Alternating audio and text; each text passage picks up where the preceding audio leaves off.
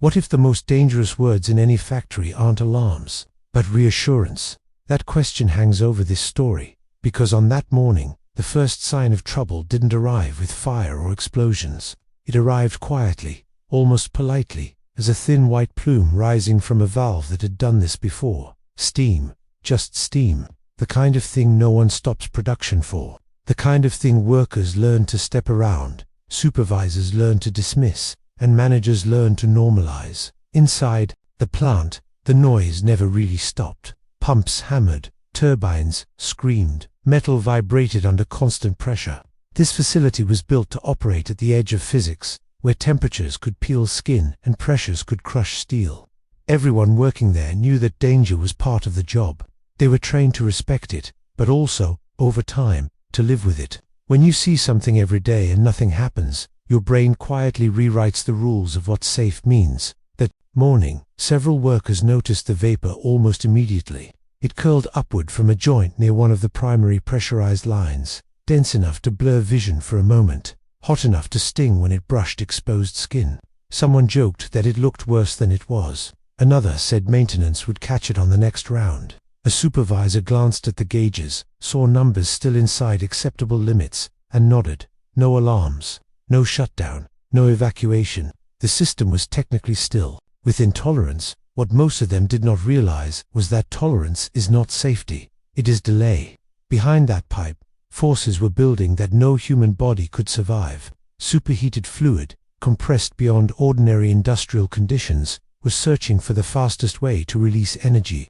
Microscopic fractures inside the metal were growing with every vibration. Bolts were stretching at a molecular level. This was no longer a minor leak. It was a warning written in physics, not paperwork. Yet culturally, the plant had learned to distrust warnings that didn't come with sirens. Over the years, false alarms had slowed production. Cautious shutdowns had cost money. People who stopped operations too early were remembered. People who pushed through problems and kept output high were praised. In that environment, hesitation felt riskier than continuation. Several workers later recalled a strange sensation in the air, a low, almost inaudible vibration beneath the usual noise. Some described a metallic smell that didn't belong. Others said the steam looked thicker than normal, heavier, angrier somehow. But none of those sensations had a checkbox on a safety form.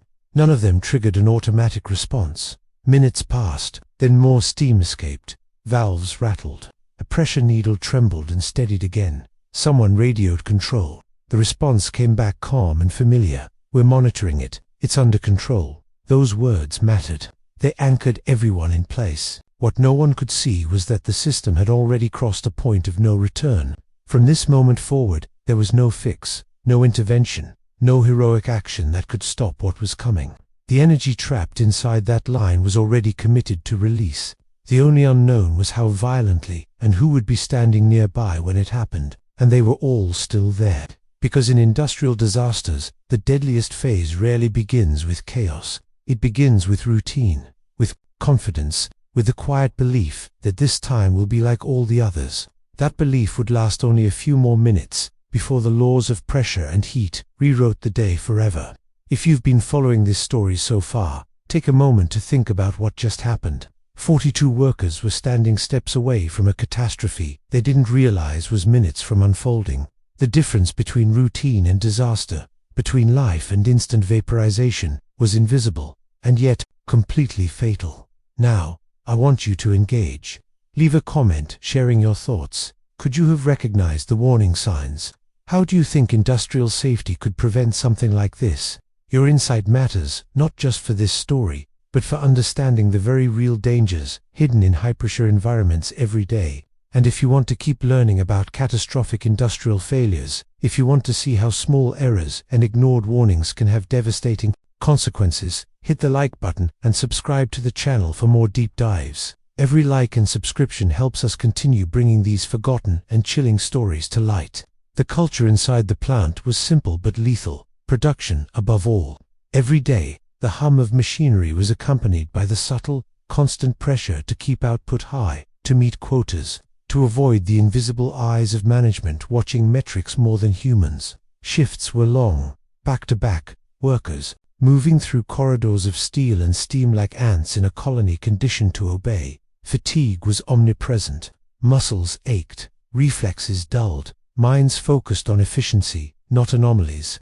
In such an environment, minor failures were not failures at all, they were inconveniences to work around. A dripping valve, a hiss of steam, a gauge wobble became background noise. Over time, people adapted. They learned to ignore what had not killed them before. A culture of normalization of risk settled over the entire workforce, invisible and insidious. Safety procedures existed on paper, yes, but they were often overridden by the need to keep the plant running. Every pause to investigate a strange noise or unusual pressure was seen as costly, and the cost was social as much as financial. To stop the line was to be judged hesitant, incapable, even expendable. Yet beneath the polished steel and constant rhythm of pistons, turbines and pumps, the equipment was aging, stress accumulating, critical. Joints were under pressure beyond their design limits. Metal fatigued silently, microscopic cracks forming in high-stress zones. It was the perfect storm, human error minimized by overconfidence, culture demanding continuation, and machinery quietly marching toward catastrophic failure. Workers described the atmosphere that morning as deceptively normal. The air smelled faintly metallic, a common industrial scent, but thicker somehow, almost suffocating. Hoses and valves whistled a tone that none recognized as dangerous. Their training did not prepare them for the subtle signs that preceded total destruction. Management walked the floor with reassurances. It's under control. Just a routine fluctuation. In a plant that could never stop, those words became anchors. Every alarm system, every procedural safeguard, had been rendered optional by the invisible rules of productivity. The plant had learned to survive on human adaptation, on the willingness of workers to push past caution, and now, in those critical minutes, that survival instinct would meet the raw, unstoppable physics of steam under extreme pressure. No one noticed how quickly the energy inside the pipes had grown beyond containment, how little it would take to turn those familiar corridors into a vaporized nightmare. Every second ticking past was a countdown, every ignored hiss, a prelude to annihilation, and the workers, trained to trust routine, remained oblivious, moving through the plant with the casual confidence of men who believed in the reliability of the machinery that would betray them. At the heart of the plant, far from the offices and control rooms, sat the system everyone trusted the most, the high-pressure line. It was the backbone of the entire operation, designed to move superheated fluid through the facility at temperatures and pressures that bordered on extreme, even by industrial standards. On paper, it was a marvel of engineering. Thick steel walls, redundant valves, safety margins calculated by experienced engineers. But paper calculations never age. Steel does. The system had been designed for a specific operating envelope, a narrow window where heat, pressure, and flow stayed in balance. Over the years, that window had slowly been stretched. Output demands increased. Downtime became unacceptable. Small adjustments were made here and there, each one justified, each one documented as temporary. A slight increase in operating pressure, a slightly longer duty cycle, nothing dramatic, nothing that caused immediate failure, just enough to push components closer to their physical limits every single day. Inside the metal, physics kept score. The pipe that began venting steam that morning was not random. It was a known weak point, a junction where thermal expansion and vibration converged. Every startup and shutdown caused the metal to expand and contract. Every hour of operation sent microscopic stress waves through the joint. Over time, those stresses created hairline fractures invisible to the naked eye and undetectable by routine inspections. Ultrasonic testing had been delayed. Full shutdown inspections had been postponed again and again. The system was still operable, and operable was all management needed. What made this situation especially dangerous was the nature of the fluid itself. This was not simple steam. It was superheated, stored with enormous potential energy. At those temperatures, water behaves differently. When containment fails, it doesn't leak, it explodes. The phase change from liquid to vapor happens almost instantly, expanding violently, ripping metal apart as if it were paper. As pressure built, safety valves should have relieved the load, but those valves were calibrated to thresholds that assumed perfect conditions. One of them had been partially fouled by mineral buildup. Another had been manually overridden weeks earlier to prevent nuisance releases that slowed production. Individually, these decisions seemed minor. Together, they formed a sealed system with nowhere to release its growing energy. Sensors told a partial truth. Gauges displayed averages, not spikes. Control room screens smoothed data into calm, readable lines, hiding violent fluctuations happening in milliseconds. To the operators, the system looked stressed but stable. To the metal itself, it was screaming. In the final minutes, internal pressure surged past design limits, bolts elongated, gaskets deformed. The joint emitting steam was no longer venting excess pressure. It was tearing itself apart, molecule by molecule. Each hiss was a fragment of steel failing, each vibration a warning that could no longer be reversed. This was the critical engineering failure, not a single broken part, but a system pushed past its tolerance by habit, expectation, and institutional blindness. The plant had crossed the invisible boundary between controlled risk and unavoidable catastrophe. From this point forward, the only thing holding the system together was time measured in seconds. The workers nearby felt it without understanding it. The floor vibrated differently. The noise sharpened. Steam thickened, no longer drifting but blasting outward with force. Still, no evacuation order came. No emergency shutdown was initiated. The system was still officially running. And inside that pipe, the energy required to erase human bodies from existence was fully loaded, waiting for the smallest final failure to set it free. In the moments leading up to the explosion, time inside the plant began to behave strangely. Survivors would later describe it as stretched, distorted, as if the air itself had grown heavier. The steam was no longer a background nuisance. It roared now, blasting from the failing joint in violent bursts, each one louder than the last. Visibility dropped.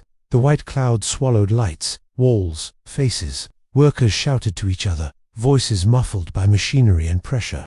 Someone tried to reach the emergency shutdown panel. Another worker hesitated, torn between procedure and instinct. Shutting the system down required authorization. It always did. And authorization took time they no longer had. Several workers reported feeling intense heat radiating from the pipe, far hotter than anything they had experienced before. Paint blistered on nearby surfaces. Gloves stiffened. The metal groaned, not metaphorically, but audibly, a deep, tortured sound that cut through the industrial noise. This was not a leak anymore. This was structural failure in progress. Inside the pipe, pressure was oscillating violently.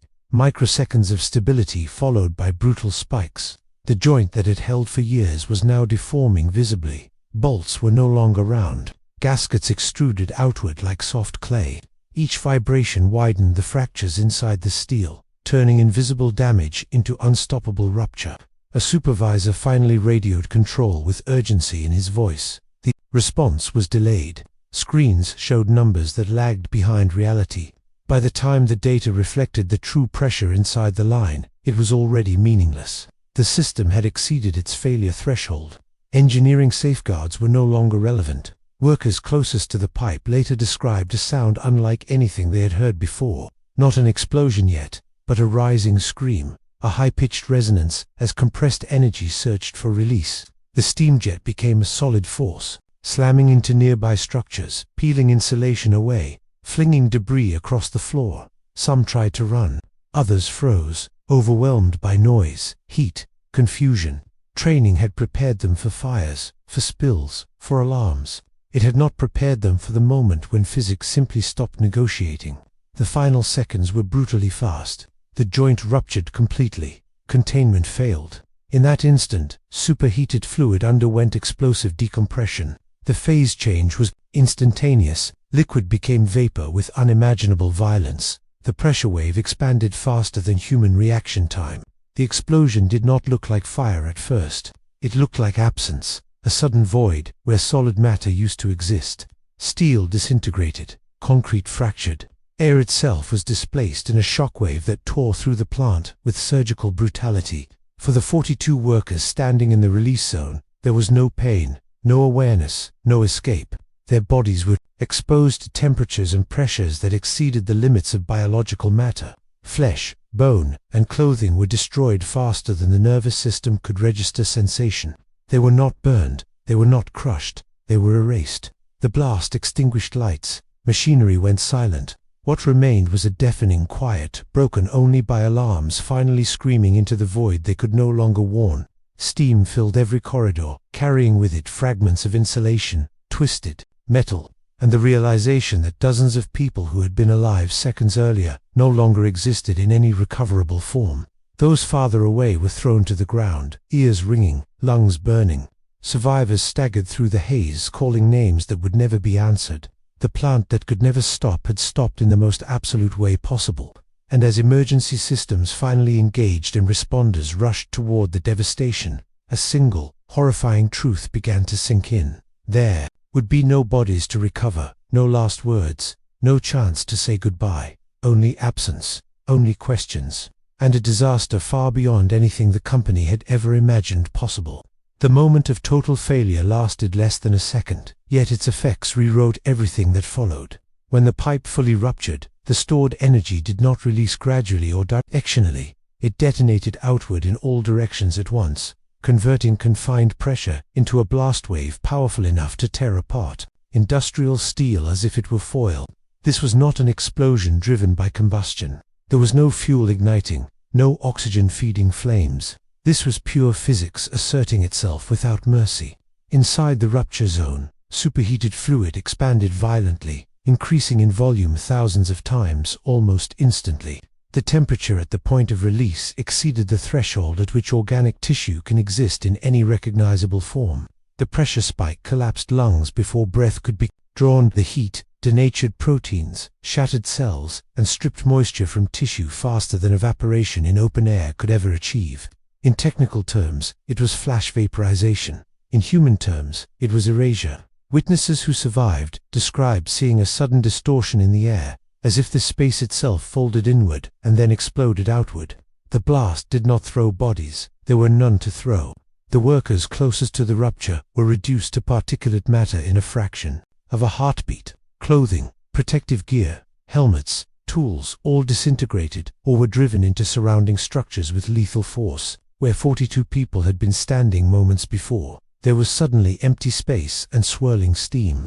The shockwave moved faster than sound. Those farther away were hit before they heard anything, slammed into walls, knocked unconscious, or driven to the floor as the pressure front passed through their bodies. Eardrums ruptured, internal organs bruised, windows shattered outward, overhead fixtures collapsed, heavy equipment shifted on its mounts. Then came the sound. A deep concussive roar that echoed through the facility and out into the surrounding area, followed by a rolling thunder as secondary structures failed under the stress.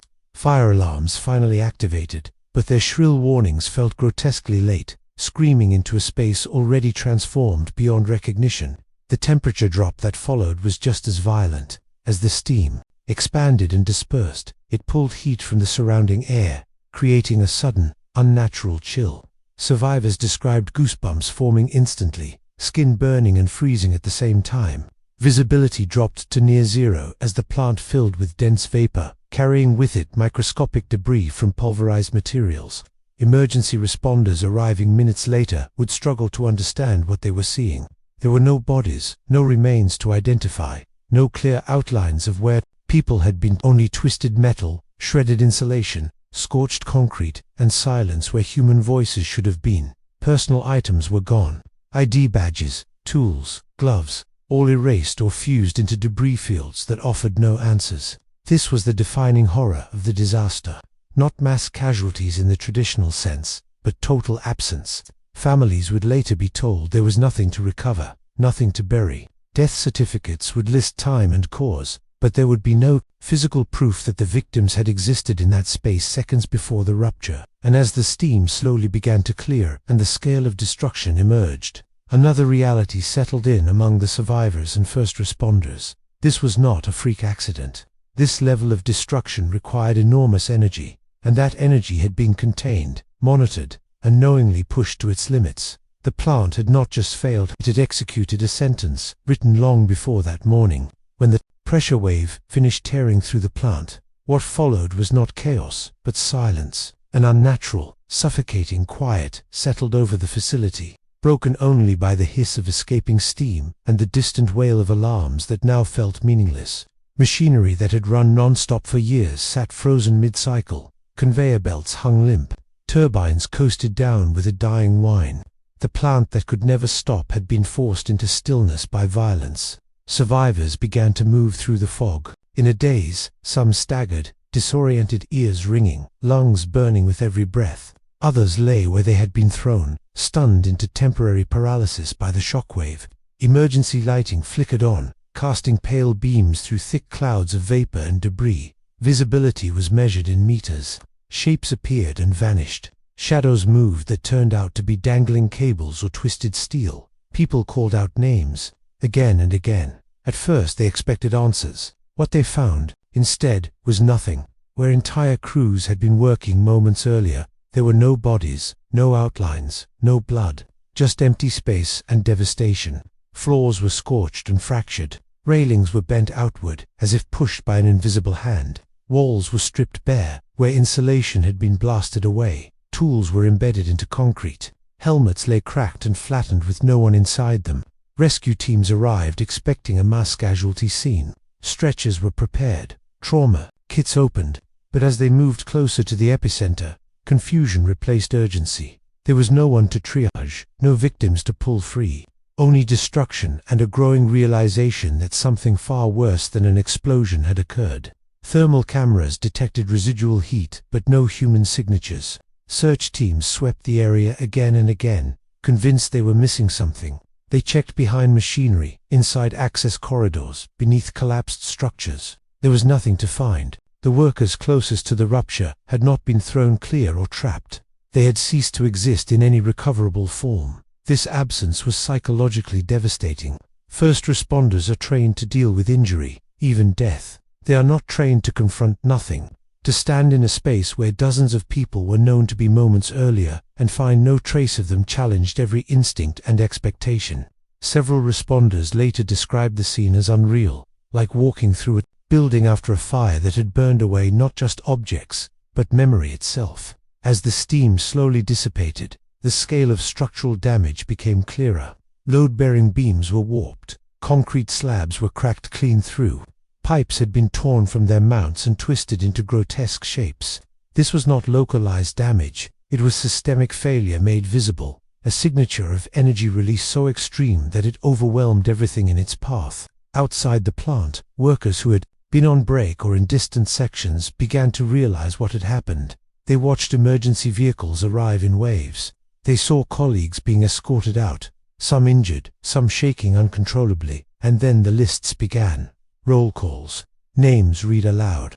Again and again, the same names received no response. 42 workers were unaccounted for, not missing, not trapped, gone. Management initially struggled to explain what responders were seeing. How do you tell families there will be no recovery, no viewing, no remains to bring home? That reality would come later.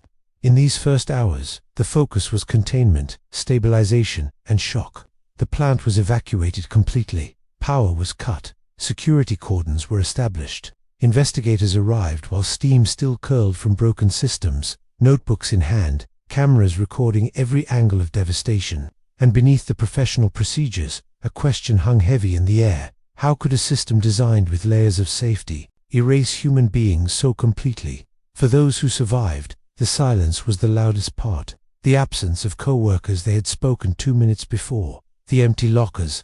The untouched coffee cups in break areas that would never be used again. This was the moment when the disaster stopped being theoretical and became personal. And as the company prepared its first public statements and authorities prepared their initial assessments, another phase of the disaster was already beginning. One that would not unfold in steel and steam, but in words, narratives, and carefully chosen explanations. Within hours of the explosion, the narrative began to shift. Not inside the plant, where the destruction spoke for itself, but outside, where words mattered more than evidence. Executives gathered in conference rooms far from the blast zone. Lawyers arrived before grief counselors. Public relations teams drafted statements while investigators were still mapping twisted steel and shattered concrete. The first press release was brief, careful, and bloodless. It described the event as a steam-related incident and emphasized that all safety protocols were in place. There was no mention of vaporization, No mention of bodies that no longer existed. No mention of 42 workers erased in less than a second.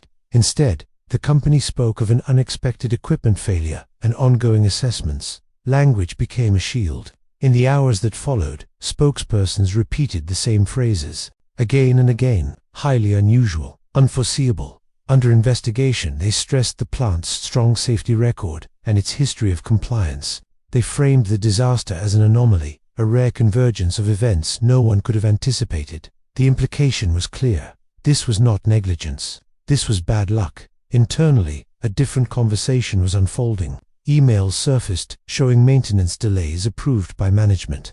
Logs revealed overridden safety valves and postponed inspections. Pressure thresholds had been adjusted months earlier, quietly, without full risk reassessment. None of this appeared in the company's public messaging. Instead, the focus was on calming markets, reassuring regulators, and preventing the word negligence from taking hold. Authorities initially echoed the company's tone. Early statements used the word accident liberally, a term that suggests inevitability rather than accountability.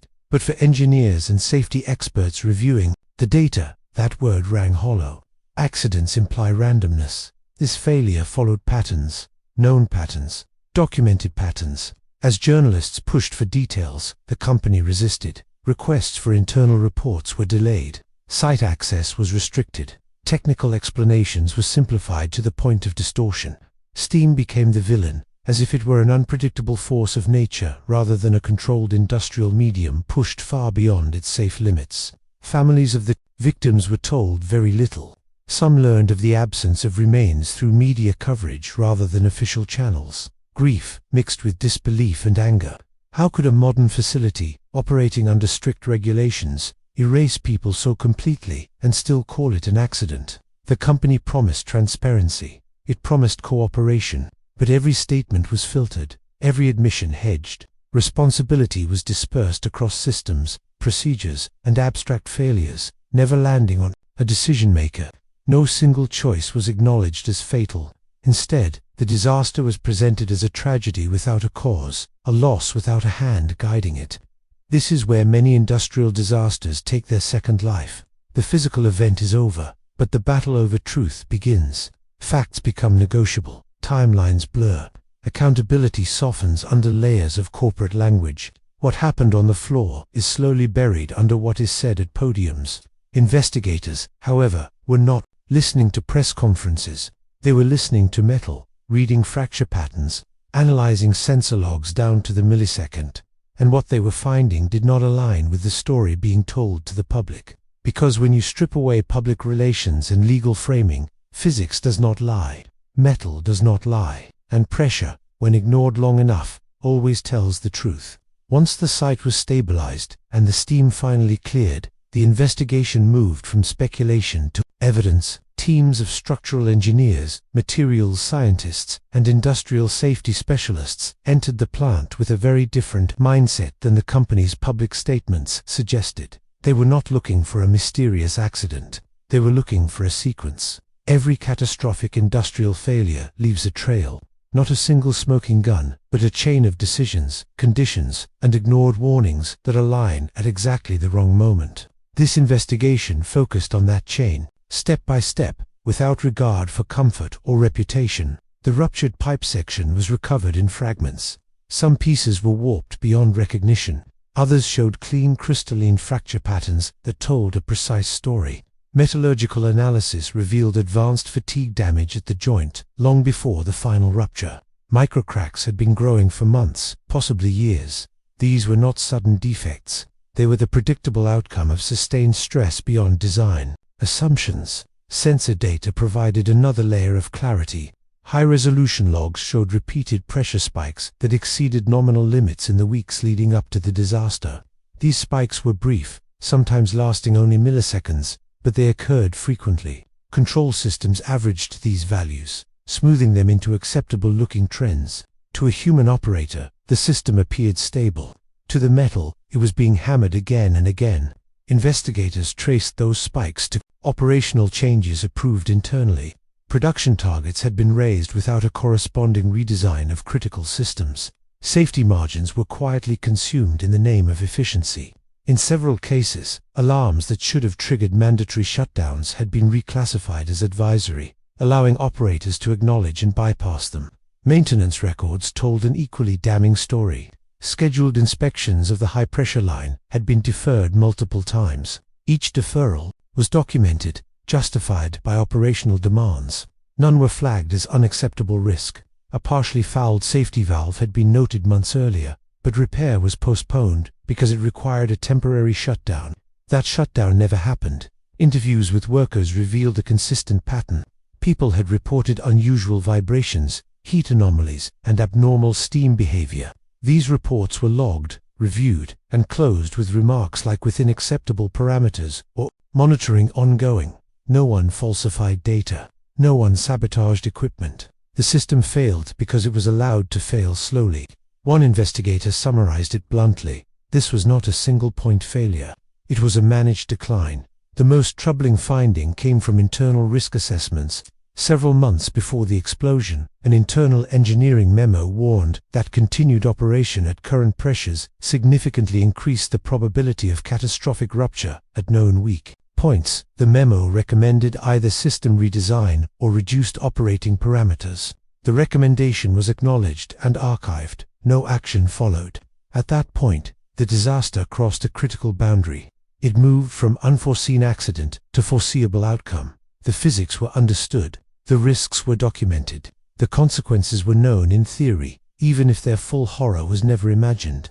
What happened next was not chance, it was choice. As these findings accumulated, the official narrative began to fracture. Regulators demanded explanations. Independent experts contradicted company statements. The word accident started to disappear from serious discussions, replaced by phrases like systemic negligence and organizational failure. Yet, even as the truth sharpened, accountability remained elusive. Responsibility was diffused across departments, procedures, and years of incremental decisions. No single person had ordered the pipe to fail, but many had agreed, implicitly or explicitly, to keep pushing a system that was already warning them to stop. For those studying industrial disasters, this investigation became a case study in how modern systems fail. Not dramatically at first, but quietly, predictably, while everyone involved believes they are still in control. Long after the investigators finished cataloging steel fragments and pressure logs, another kind of damage continued to spread, one that never appeared in official diagrams or final summaries. This was the human aftermath, the part of the disaster that statistics could not contain. For the families of the 42 workers, grief arrived without closure. There were no remains to identify, no funerals with open caskets, no physical proof that their loved ones had been there at all in those final seconds. Many were handed death certificates that listed a cause but offered no tangible reality to accept. Psychologists later described this as ambiguous loss, a form of trauma, where the mind struggles to process death without physical confirmation. The absence itself became the wound. Survivors carried a different burden. Workers who had been only meters away from the rupture replayed those minutes endlessly.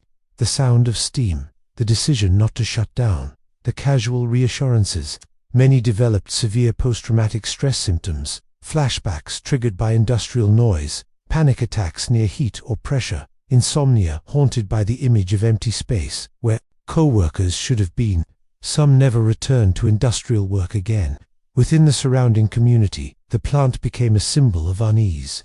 It had once represented stability, employment, and economic security. Now it stood for betrayal. Parents questioned whether industrial jobs were worth the risk. Trust in corporate assurances eroded. Town meetings grew heated. People demanded answers not just about what failed, but why warnings had been ignored in the first place.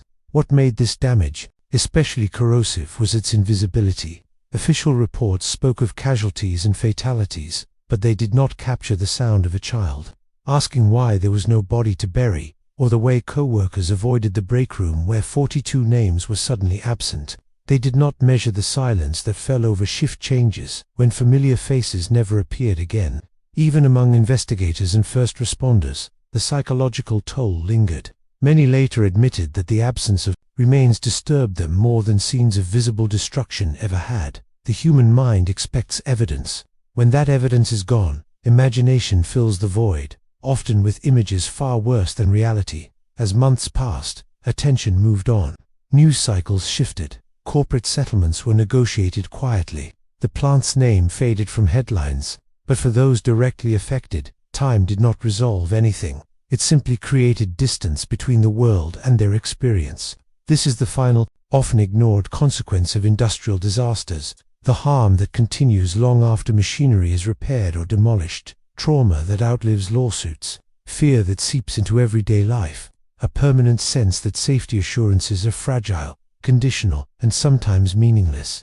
As investigators closed files and executives moved on to the next quarter, one uncomfortable truth remained impossible to erase. This disaster did not stand alone.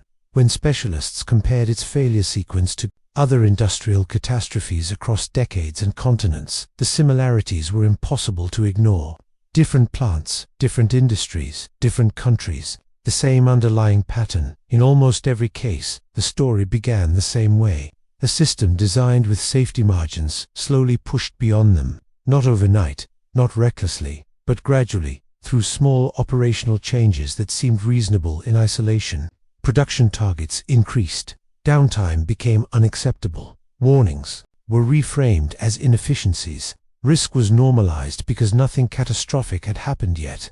The phrase "it's just steam" echoed far beyond this single plant. In other disasters, it had been just a vibration, just a pressure spike, just a sensor glitch. Harmless explanations that masked systems quietly approaching physical limits. In each case, the danger was not hidden. It was visible, audible, measurable. What failed was not technology alone, but the willingness to stop. Engineers reviewing this case later noted how predictably the sequence unfolded. Deferred maintenance, overridden safeguards, averaged sensor data hiding spikes, cultural pressure discouraging shutdowns. When these elements align, catastrophe is no longer a possibility, it becomes a countdown.